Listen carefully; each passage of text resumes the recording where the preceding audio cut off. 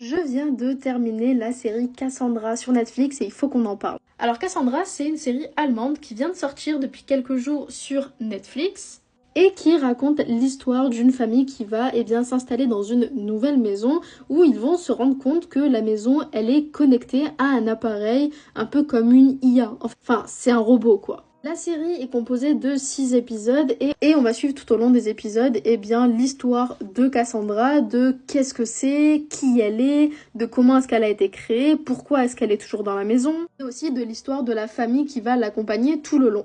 La série est considérée comme un thriller et je trouve qu'elle est très bien dans cette catégorie-là pour le coup. Mais du coup, qu'est-ce que j'en ai pensé? J'ai donc regardé la série aujourd'hui, j'ai enchaîné les 6 épisodes et pour être totalement honnête avec vous, j'ai eu un petit peu peur au tout début quand je l'ai commencé en me disant bon c'est encore une histoire de robot, on sait déjà où est-ce que ça va aller, il va y avoir tout ce délire autour du robot qui va finir par prendre possession de la maison et devenir dangereux, blablabla, bref, du vu et du revu qu'on a déjà vu dans plein de films ces dernières décennies, donc j'avoue que au tout début, j'étais en mode je sais pas trop ce que ça va donner, j'espère que ça va pas être ce qu'on a déjà vu. Et au final, c'est un peu ça, mais sans réellement être ça. Alors certes, oui, il y a tout cet aspect d'une famille qui au début va accepter Cassandra et puis au fur et à mesure vont se rendre compte qu'elle est assez dangereuse et ça c'est dès le début, dès le premier épisode, dès les 30 premières minutes, donc c'est pas forcément quelque chose où on s'y attend pas. On s'y attend, clairement. Mais c'est plus au niveau de son histoire directement qui est assez intéressant, malgré le fait que les 3 premiers épisodes sont assez lents, je trouve.